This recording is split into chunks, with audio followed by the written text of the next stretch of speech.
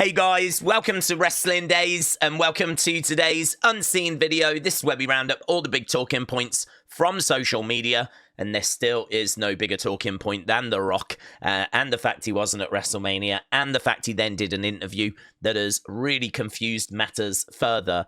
I just want to get it out there straight at the start of this video. I really wonder if they have seen the reaction, and I really wonder if they are not leaning into that. I've got to show you this tweet, right? We were going to get to it anyway. But here, The Rock responded to Dave from Busted Open. So he went on a big rant about how The Rock wasn't at WrestleMania, really kicking off. I mean, The Rock is clearly aware of what is being said. And he has actually responded to Dave LeGreca's rant from Busted Open, right? And so I've got to think he's seen all the other reaction as well. One thing I will give The Rock credit for, he's very good at listening to the fans. Doesn't mean that he acts on it, and it doesn't mean that he is good at giving the fans everything they want, but he does always stand and listen to the reaction.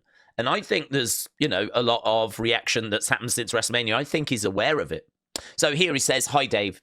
The business is a complete work. It always has been, and it always will be. Every aspect of it, every match, every interview." Now, what's really interesting about that is when he was on Pat's show, right, being interviewed, was that at work? The things that he was saying in that interview, is this his way of telling us that that was the work, that the information that was in that interview was maybe not 100% accurate? Was he not watching at home? Was it not that he was available? Was he actually doing something else? I don't know. I mean, here, look, he's saying every aspect of the business is a work, every match, every interview. And really, it's the interview he did with Pat that has really kicked the dust up even more, right? And check this as well, right? "Please join me, Cody, Cena, Brian," who's Brian Gerwitz, that is The Rock's personal writer, right? Used to work for WWE. "And the rest of us." Can you see a name missing, right? "Is Chief Content Officer Paul Triple H Levesque now relegated to rest of us?" Where's Triple H? The guy that's in charge of creative. Here he's saying, "Join me, Cody, Cena, Brian Gerwitz, and the rest of us for our creative discussions so that you can expand your perspective. Until then, stop ranting. It's not healthy, my friend. Enjoy the show. P.S. Tell Bubba I have a Grand Mariner and hush puppies for all of us." Laughing face emoji. Now, apparently Dave didn't appreciate this response. But really, for me, this left me... My first reaction, as you can see 15 hours ago, is, really? Is Triple H now relegated to the rest of us? But it also got me wondering, if he says every interview is a work, does that include what he said in the Pat interview? And then it got me thinking as well about, as we said, the fact he didn't mention Triple H there. And so is that part of the work as well? Have they seen all this speculation about Rock and Triple H and how they're not working well together backstage? Are we leaning into that? I tell you what, if we're not, then there really is some stuff to be concerned about here, right? The fact he has not mentioned Triple H, I think, is damning. But if it's all part of a story, if this is all part of a work, and he says every aspect of it, every match, every interview, the whole business is a complete work, would that include this as well? Then, are we trying to set something up? It's so hard to know what's going on. It's so hard to know if The Rock's got involved and then just walked away, right? It's so hard to know if there is bad blood between him and Triple H, and that has kind of shown itself backstage. There's going to be loads of chat about this. This really is the conversation at the moment. I'm sure some of you might be getting a little bit bored of this conversation. I could understand that. Like, can we just move on to something else? We do have other things in here. But as we said, it is wise to kind of start with this because it really is the big talking point. A little bit of clarity in regards to this T-shirt as well. So thanks to Dave, who pointed out that the regular price for this shirt actually launched on, I think it's like the 2nd of August 2024. So that means this shirt has actually been made available for quite a while. And so it wasn't just a shirt that was made just for WrestleMania weekend just gone. It seems like it's been available for a while. It has now been reduced down to $20, right? From $33. But it seems like this might have been a shirt that was maybe made well before WrestleMania. Perhaps like with WrestleMania being announced as being in Las Vegas, perhaps this was a shirt that was around. I obviously didn't see it. It has not resonated with me. But perhaps like Vegas, this is their way of saying like WrestleMania is going to be in Vegas. Finally, The Rock has come back to Las Vegas. I mean, perhaps back then we thought he would be there. Don't forget, after WrestleMania 40, we get The Rock and Cody, and we get the whole watch situation, or the handing over of an object that we believe is a watch. And so I think there was a feeling that he would be there. So, yeah, maybe a little bit of clarity in regards to the shirts. I don't know that that was something that was manufactured like this year and was exclusive for WWE World or something like that. I think this is actually an older shirt from last year. But it was still being sold at WWE Worlds. So, yeah, Dave, shout out to you. Okay, we might have a little bit more in regards to The Rock and all of that. What I'm going to do is just jump into a few other things. We've actually got these Money in the Bank packages. Okay, so Money in the Bank's coming up. Obviously, we know about ticket prices and how expensive things are. That's obviously not going to change. It's kind of pointless, really, to sit here and just keep showing you how expensive tickets are. I keep saying the same thing. But I thought this was interesting because at least it shows you what you get for your money, right? So these are ticket packages. So $700, that would get you an upper level seat. You would get the Smackdown watch party, which I don't quite know what that means. I'm guessing you don't get into Smackdown, but you get to maybe watch it at a party or something. Dedicated entranceway, you get a lanyard, and you get like on-site support staff. So if you need help, like there'll be someone around that can help you, like the staff that's available. Right? That's what you get for $700. For $1,400, lower level seating, you get all-inclusive pre-show hospitality, and there would be a superstar appearance to that as well. You get to go to that watch party. You get the entrance, the exclusive entrance. I suppose in a way they might put a red carpet down, make you feel special. You get a lanyard, and you get the on-site support. Really, the big difference there is you do get the all-inclusive pre-show. It's going to feel like a VIP thing, and there'll be a superstar there. And as well, you just pretty much get better seats. So that's the difference there. Down here, look at this.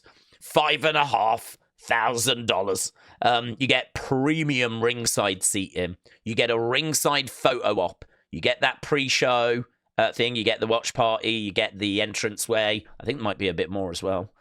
That's it, really. You get the lanyard and you get the answer. So it's just the seating, really, that changes. I mean, at least with that, you get the ringside photo op. I don't know if that means you just stand next to the ring and they'll take your picture. I mean, I don't think it's anything that cray-cray. Here we've got like the Elite package, which does not even advertise a price. Is it down here? No. You get front row. You get a backstage experience. You get a ladder photo op with the official briefcase. I don't know what that means. You get to climb the ladder and everything. You get a private section, an all-inclusive pre-show hospitality. So you get to go to that thing and have a private section. You get a private section for the watch party for SmackDown. You get to go to the post-show press conference, right? And you get to sit behind the desk and get your picture taken. I think this is the kind of thing Green Shirt Guy has, you know. Green Shirt Guy, I've seen him at the post-show press conference. He obviously got to do an entrance with Wade Barrett. He was kind of sat in the timekeeper's area. I think this kind of elite package is what he had for WrestleMania 41. You get a premium Money in the Bank gift. You get I can't even read what that says. You get the Priority Pass entrance, and you get the Elite Concierge service. Oh. So there we go. Just a bit of information there about Money in the Bank, which I thought people would find interesting. I found it interesting. Right, OTC, shout out to you. There's been a pitch for John Cena and Travis Scott to work a tag match together at some point this year, which this is absolutely crazy. I think it is a little crazy because, to be honest with you, I don't want to see John Cena in a tag match with Travis Scott as one of his final matches. He made it very clear the other day. We got, 29 dates, 26 dates left, and he said they're not matches. They're just appearances. So I don't know how many matches we've got left for John. I don't really want to waste one on this, but there we go. It is what it is. World Hardcore Wrestling said they're already starting to sell tickets for WrestleMania 42. 1,730 up there. That might be for 2 days, though, right? Might be. I couldn't figure out if it was 1 day or 2 day that you got. But 1,700 for this top section. 3,008, nearly 4,000 for this section. Next year, I believe we're in New Orleans, aren't we? So, yeah, apparently they are starting to sell tickets for that. Okay, John Cena reportedly made the call for his heel turn to happen at Elimination Chamber instead of WrestleMania. A lot of people are saying that had it have happened at WrestleMania, it would have been better. But apparently John is the one that decided, let's do it at Elimination Chamber.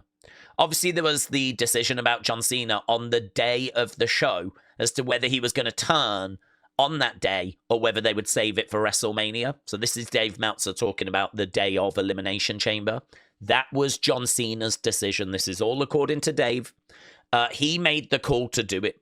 I mean, Triple H, Levesque made the final call, but it was John who was the one. The decision came within the last few days leading up to Elimination Chamber. If you remember, on the day of the show, the segment with The Rock was originally going to be after the first or the second match. It was not going to be after the Chamber. That's because they were not going to do the turn that night. The turn was going to be at WrestleMania. And then John wanted to do the turn that night, so they moved the segment to the end of the show. Now, that's coming from Dave Meltzer. I don't know if he's guessing or if he has actually been told that. I remember at the time that was true. The run order came out, and that segment with The Rock, Cena, Cody was not planned to close the show. It was going to be like second or third segment. And then, of course, as the show was going, it didn't happen, and then it happened at the end. I don't know if that's true, or if they just put the run sheet out in that order so that people didn't realize something big was going to happen. Because obviously, if they'd have put the run order out and that segment went last, I think people would have known that something big was going to happen. There was no way you was going to have Cody say, no, I'm not joining you. And then that's it. The show ends. Thanks, everyone. Bye. That's the end of it. That was Elimination Chamber.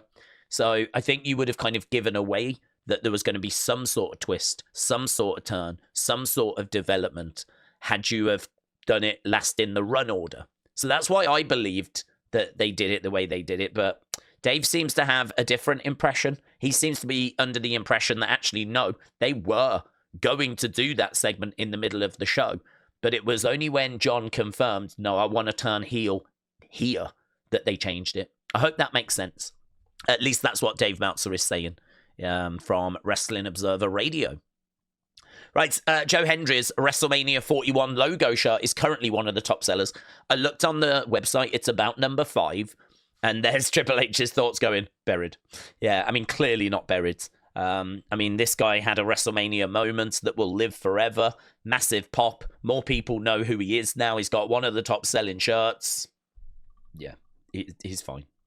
Right, we've spoken to talent about their thoughts on The Rock not being at WrestleMania, the build-up to the Pat interview, his Instagram comment, the one we read earlier, and his relationship with Triple H. Let's come back to that because there's quite a bit for us to kind of get our teeth into with that. I've actually got the article, which I need to just move actually because I don't really want to be disrespectful and show the article on stream, but I will pick out key points. It is kind of behind Fightful's paywall, but it's been up a good few hours now, so I feel like it's out there. So we'll pick out a few bits from that at the end.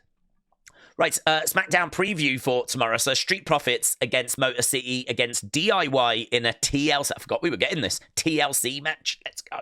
Alistair Black return. John Cena advertised. Cody Rhodes advertised. And maybe the Wyatt Sicks. Maybe Alexa. I'm not going to be disappointed if they're not because I'll give them a week. Right? I'm not going to be disappointed. If it doesn't happen, then I'll just look to next week. But really, by the end of next week, if we still haven't teased them or seen them, I just don't know. I'm just out of answers, yeah?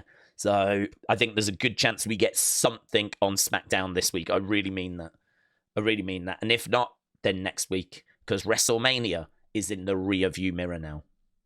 WWE approved to receive $4.2 million in tax credits, as well as $5 million for a site fee.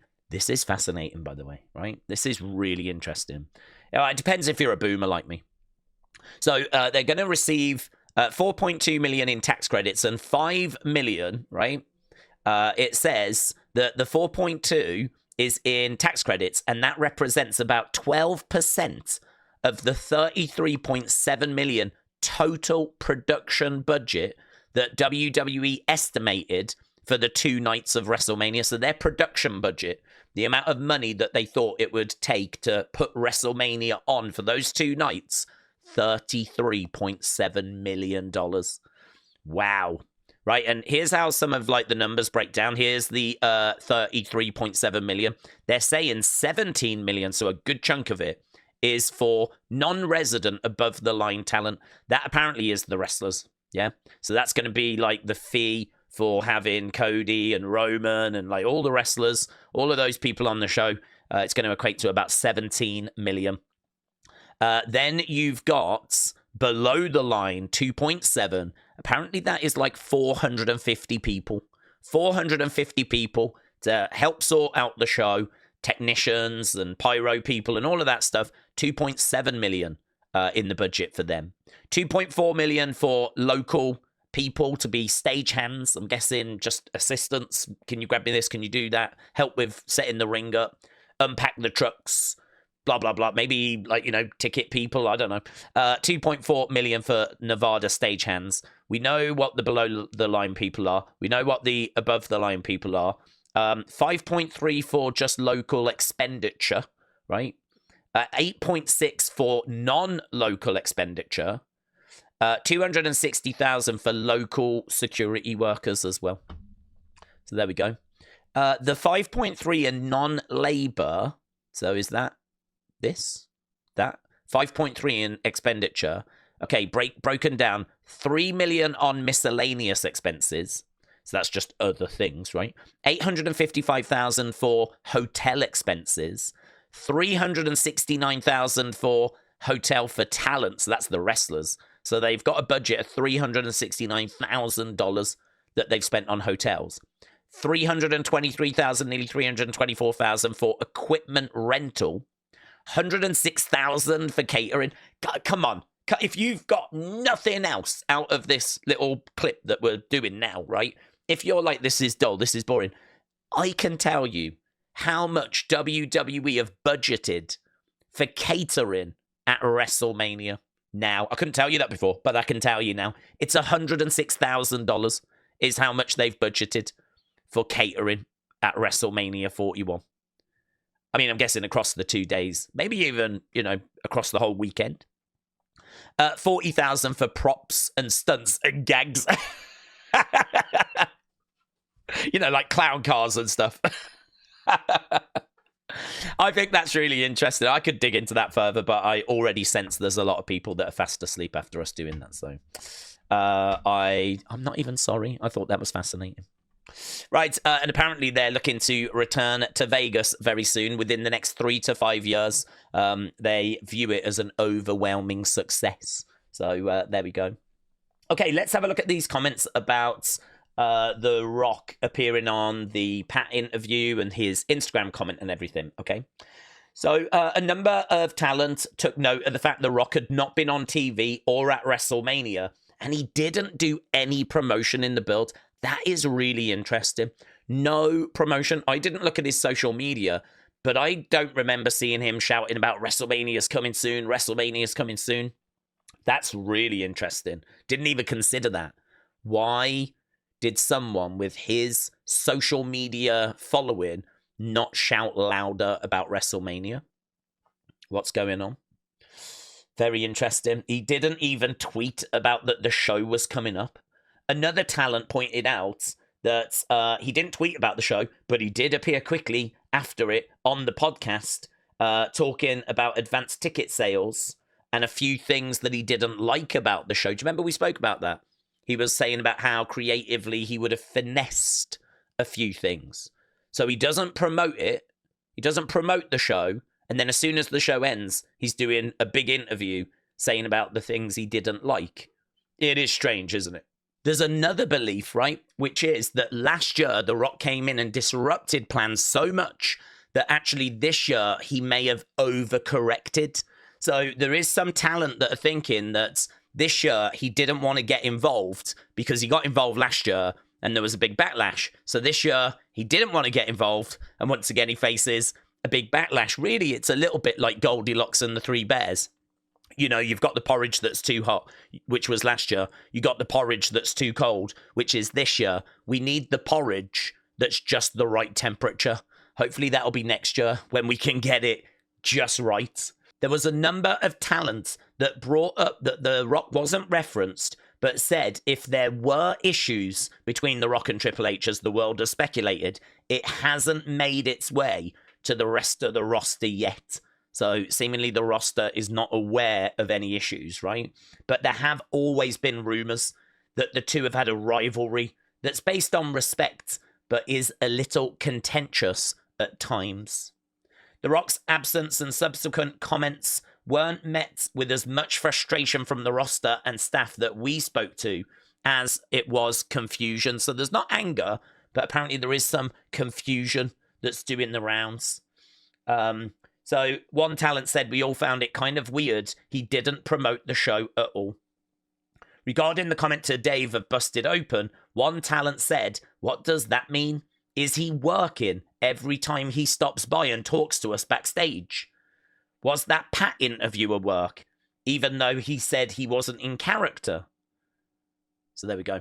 That's pretty much everything. So looks like Fightful, and brilliant work there by Fightful. Look like Fightful have spoken to some of the wrestlers, spoken to some of the roster, and there's just as much confusion there as there is for the fans as well. Okay, so that was the WWE folder. Let's go into Wyatt Sicks. There's not loads here. I think this came from PW Insider, so Brady, thank you. WWE has updated their internal rosters. Becky and Rusev are now on the Raw brand. Internally, they are categorized as heels. Seth is now also aligned with the Raw roster in the same internal update. Wasn't he Raw before? I don't remember Seth being a Smackdown star. Alexa Bliss, who has been noticeably absent from TV, is said to be completely healthy. She was in attendance for WrestleMania 41 weekend in Vegas, and she participated in related events. Sources indicate that Alexa is simply awaiting the green light from WWE Creative, with plans in place for her to return as the leader of the rumoured Wyatt Sicks faction. I don't know what that means. Of the rumoured Wyatt Sicks faction. We've seen them. They're not rumoured. They definitely do exist. I know that some people might have forgot about them, but they're not rumoured. I definitely remember seeing them last year. So there we go. So yeah, apparently this came from PW Insider, and I've seen a lot of people talking about this, so I believe that it did.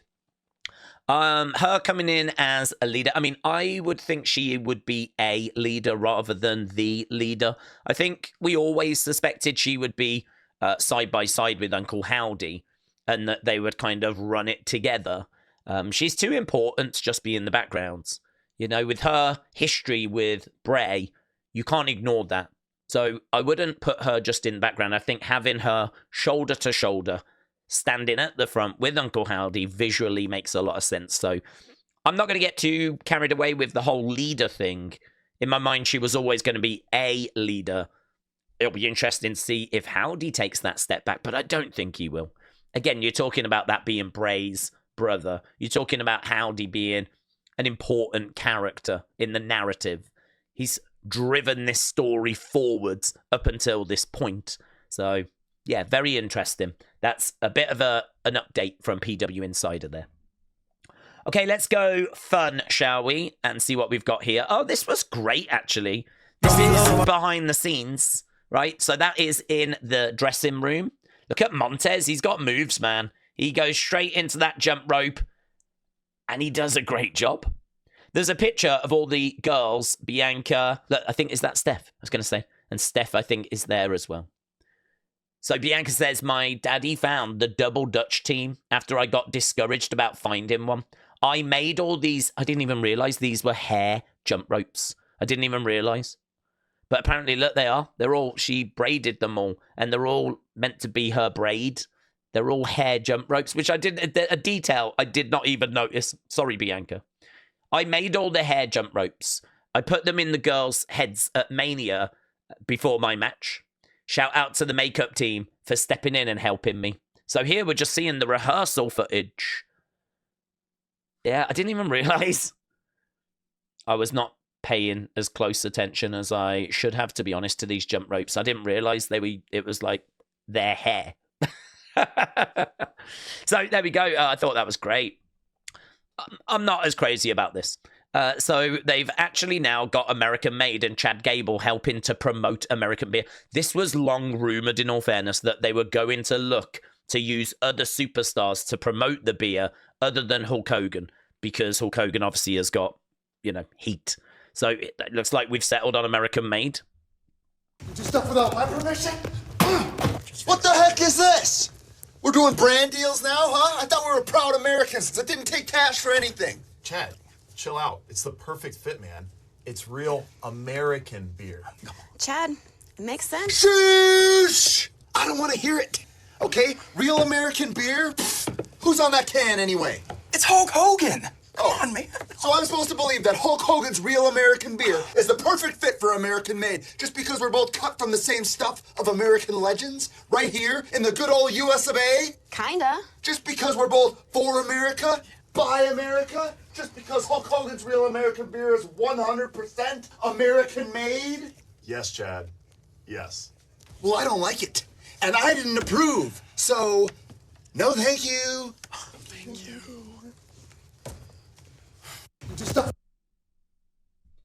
I thought Shorty G was bad, but there we go. I don't know how you feel about that. Maybe our American friends are just... Perhaps the patriotism is too overwhelming. I could understand you struggling with criticizing that, my friends, right? But I feel like the rest of us are going, that's not how I would choose Chad Gable. He should be Grande Americano rather than... Look at this. Look at this. Carl said, I came to see the Zero Fear and I've left with zero money. This is the sign, but am I the only one that's more perplexed about how his legs are over here and his body's over there? Am I the only one looking at this going, what? What's this? Has he cut himself in half? I mean, clearly he's kind of like Bennett, but that is... Why is no one talking about this? Why is no one talking about the fact his legs are over here, but his body's all the way over there? But yeah, apparently that's what it said. I came to see the Zero Fear. I've left with zero money. Hey, here's John Cena, the greatest of all time, John Cena, at his 48th birthday dinner, signing autograph for the fans. So here he is, leaving with his wife. I believe they are married. And getting in. Look at that. Looks like rainy day in New York, maybe. I'm getting New York vibes. And here he is, just meeting Manhattan vibes. So, meeting fans. He said one per person. So, there we go. John out and about. Thomas, shout out to you. The choice was pure torment. The decision, however, was freaking easy. Does he choose Roman? Does he choose Punk? He smashes the Seth Rollins one, and there he is, laughing his head off. So, that's a pretty fun meme, to be honest. Thomas, again, shout out to you. The numbers never lie, said Drew, and neither does Drew McIntyre. Second most liked post on X within the first hour for the past 60 days. Most reposted WrestleMania content on X. Most viewed post during WrestleMania. So there we go. Last time we saw it, it had 12 million views. Don't know where it's at now, but it did very, very well for Drew. Very well. JB, shout out to you. Yeah, some bad language here, but check this out.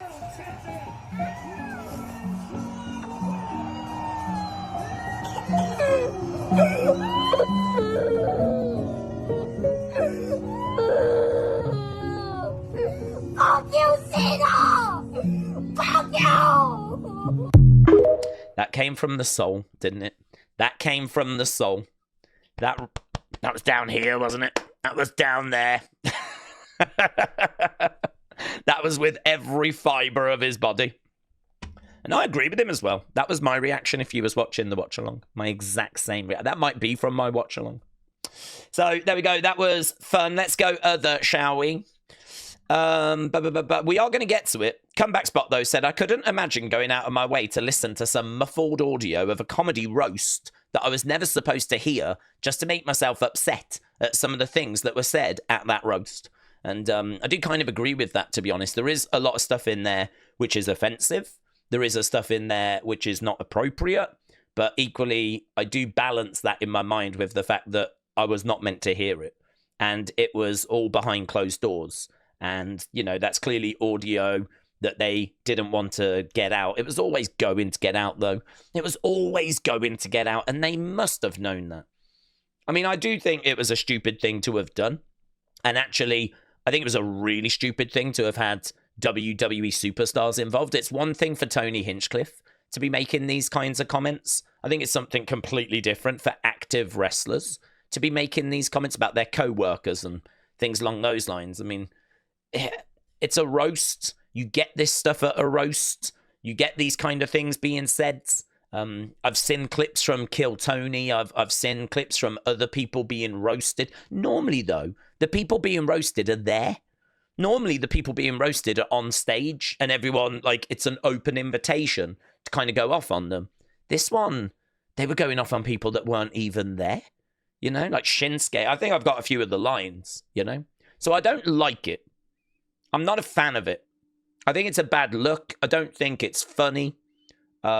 People in the room seemingly enjoyed it. It's not something I would go to. It's not something I recommend they do again. But I'm not going to get offended and upset about it either, right? So that's kind of my take on it when it comes to the roast. And that has really been doing the rounds the past few days. In fact, I do have some of the lines. We might as well go to it now. Here, if we click on them. Jinder Mahal wasn't at WrestleMania because he was having a midlife ISIS. At WrestleMania, Jey Uso was the underdog, which is what Nakamura ate for dinner tonight. I mean, you can see people saying this is racist. This is offensive. It's racist, and there's no defending. I can't defend this stuff. The only thing I can say is you sort of knew it was going to be like this if you bought a ticket. I didn't know that it was going to like go off on people that weren't actually there to fire back there. I don't believe Shinsuke was there to, you know, fire back. And I don't know that this was all signed off by these people. Again, it's very different if we do the roast of Joe Rogan and Joe Rogan is sat there. But, you know. Paul Heyman made jokes about Maurice's private parts. Heyman said that Shayna Baszler had a penis. Jacob Fatu became the US champion, which is crazy, because if the president of the US saw Jacob, he would deport him to El Salvador. Naomi and Jade had their match. When it comes to their rivalry, we've only just begun, and they will face off again in your Waffle House. CM Punk is straight edge from drugs, alcohol, and winning at WrestleMania. I don't mind that. That one's all right. Jey Uso is still out celebrating and hitting the bar, and history shows he'll have a nice drive home tonight. Charlotte Flair appeared to be the main source of attack, as there were several jokes made regarding her divorce and plastic surgery. There was a joke about the Allegiant Stadium being so big and black that Hulk Hogan wouldn't let his daughter anywhere near it. Nia Jax is into BDSM. Her safety words are down, set, and hut. I think I heard that audio for that one, actually. And so on, so on. You get the vibe. You get the vibe. I don't think it's a good look, and I'm not defending it. And I don't think they should do it again. But equally, I'm not going out of my way to find the audio, to listen to it, to be offended by it. That's the point that I am making, and I believe that's the point they're making as well. I think it would be a different thing if you was the person that was the victim, the butt of the joke, and you was offended. I could understand that. Or if you'd paid your money to kind of go there, to listen to it, and then you was offended, I could understand that.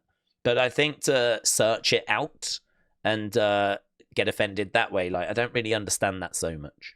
So yeah, just my take on it. Bayley opens up about not being a regular face. This is interesting by Bayley. We know she's got frustrations, but she does make a really good point here. She said, I don't get on the press conferences. I don't get on the posters. I don't get to do the talk shows. I don't know what else to do. And it's not like there's an issue or any backstage heat or anything like that. Hunter and I have got a really good relationship. Bruce and I have got a really good relationship. All the TR. I have such a good relationship with that. I don't know what TR is. And I've always been professional. Hunter has gone on press conferences being like, Bayley's this, Bayley's that. She's everything you could possibly want out of a superstar, which I appreciate. But it's like, all right, well, what do I need to do to get me there then? You know, which is a really good point. It's a really good point. If she's everything, then how... To be honest, I just think she's cold. You've got to be undeniable, haven't you? You've got to have a buzz around you. Joe Hendry's got a buzz around him. He managed to get onto TV. I don't think there's much buzz around Bayley. And as a result of that, I think that we need a character change. We need a creative shift. We need an evolution. You need to shift it a bit, you know. I think it was a bit too easy to drop her because I think they knew there would be complaints and backlash. But to be honest with you, the backlash hasn't been that big. Probably because there's been more backlash around The Rock and everything. But yeah, you've got to make yourself undeniable. Hall of Fame is Levesque. I just love this saga because The Rock hasn't forgotten 1997, and I respect that. Do we know if the Austin Hart Hall of Fame induction was Dwayne's call? The life that year has spawned is still going strong. So this person is saying that The Rock hasn't forgotten 97 and the fact that Shawn and Triple H were kind of holding The Rock down, right? And he wanted to know if Austin and Hart going in was The Rock's call. And Dave Meltzer's like, no, that was actually Triple H. That was Triple H to put that match in. But again, these are the conversations people are having. This is the kind of thought process people are going through. Right, we found out Meiko Satomura's final match. It's going to be in Tokyo on the 29th of April. It's going to be a tag match. It's going to be Hashimoto and Aja Kong teaming together to take on Manami, who's a young up-and-coming wrestler apparently, and Meiko Satomura. That is it. That is where Meiko Satomura steps away. Really good article, this. I just wanted to show you this because I thought it was really interesting. 10 things you need to know about AAA. It started in 1992 as a counter for CMLL, right? It once had a hexagonal ring, very similar to what we saw in the early days of TNA. It had a video game that was on the Wii and PS3 and Xbox 360 back in 2010. It brought Lucha Libre to North America when they did a Worlds Collide show with WCW, right? So that's kind of where the Worlds Collide name came from. It launched Rey Mysterio's career. So that was before he went to ECW and WCW. He was working with AAA. Their big show, which was first held in 1993, is called Triple Mania. And it is their WrestleMania. And it's happened every year since 93. They used to work with TNA as well. AAA helped produce Lucha Underground, which I didn't know actually. Airing on the El Rey network between 2014 and 2018, Lucha Underground developed a following not unlike PWG, becoming a must-watch product on the wrestling scene. But it was co-produced by AAA, with the financial backing being provided by Mark Burnett, a respected British television producer, which I did not know that. I did not know that. I did know that they'd worked with WWE very, very briefly around the 97 Royal Rumble with some of their talent being in that Rumble. And apparently Alberto Del Rio is their current top champion. It says here, though, Fightful Select reported after WWE's game-changing announcement that they had acquired AAA, right, that the relationship between the two, that's WWE and Del Rio, is no longer contentious, and that the two parties have discussed a potential return, which is very interesting. A lot of people thinking that he might lose his job and all of that, but maybe not. Perhaps the issues aren't that big, you know. Yeah, someone was asking about AEW and all of this. I thought this was interesting. So it's actually more talent wanting out of AEW rather than WWE wanting them. WWE just happens to pick them up because of it. Dave said, that's incorrect. As soon as Triple H got into power, he contacted all the ex-WWE talent in AEW, and he tried to get them to come back. That has never been reported, or I've never seen that reported. And I think, who was it? Was it I Am the Colour Red? Yes, I Am the Colour Red said, is this something that was reported? I never saw this reported at the time. But it's very interesting, because I do remember Tony Khan kicking off about contract tampering. And so this might be a glimpse into what made him so angry. It might be that when Triple H took over, he hit up all of the ex-talent in AEW to see who would come back. And very interesting. So there we go. Well, again, it's from Dave Meltzer, so take it with a pinch of salt. Okay, we've done fun. We've done, that was other, wasn't it? That was other. We've done fun. We've done WWE. We've done the Wyatts. I think we've just got community and thanks. So here is Edwards. I think it's a beautiful... this CM Punk Elite Series 113. It's beautiful. I'm looking forward to seeing what that Trick Williams looks like, though, because I like Trick Williams. There we go. So Edward picking up a new figure, picking up the new CM Punk Series 1. And it is a very, very nice figure as well. It does look really cool. I like the yellow and the shirt and everything. It pops. So crazy seeing CM Punk figures back in stores now. Very cool. And Raymond, congrats, getting a like from Chelsea Green. Okay, let's do thanks and let's get out of there. So, Huddle Talk, Jimmy, Vic, Bradley, it's Kaz81, Jang Tae-sang, Robin, Metal Mama, CM Chunk, Raymond, Wild Child Billy, leader of the DK Army, Duke's Wrestling, Hieronymus Drake, I Am the Colour Red, Chris, Carl, Edwards, looks like the order might have switched up on us a little, Mark, I Am the Colour Red, Carl, 2 out of 3, G, Chris, Enigma, Carl again, Chris, it's Kaz81, MLW Flash, J Omega, little bit of a fan, Robin, Claire, Nando, and Big Bam. I hope we got everyone there. The order, whenever the folders get a bit too full, the order like jumps around, and you have to be kind of careful with how much you put in folders, unfortunately, because there is a bit of an annoying glitch. As a result, I knew that folder was getting too full, so I did start a second one. So we've got Larry and Kelly and Milo, Sweet Chin Wrestling, The Boomer 65, Wrestling's biggest fan, Raymond, Michael, Real Wrestling fan, and Shaq Diesel. A big thank you to all of you guys. I could sense that there was very much a, oh, it's back. Oh, I'm so looking forward to watching this again. And I really do appreciate that. So hopefully you enjoyed this one as well. Obviously, we did drop that 2-hour one earlier. I wasn't too fussed by that, to be honest. That was just to get the folders empty. But if you do want to kind of see what was happening over WrestleMania weekend, that video is up and available to enjoy as well. So plenty of content on the way. And of course, tomorrow we've got the Smackdown after WrestleMania. So if you're around, come and join us. We'll be doing the watch along for that. Should be a lot of fun. So thanks for watching. Bye for now.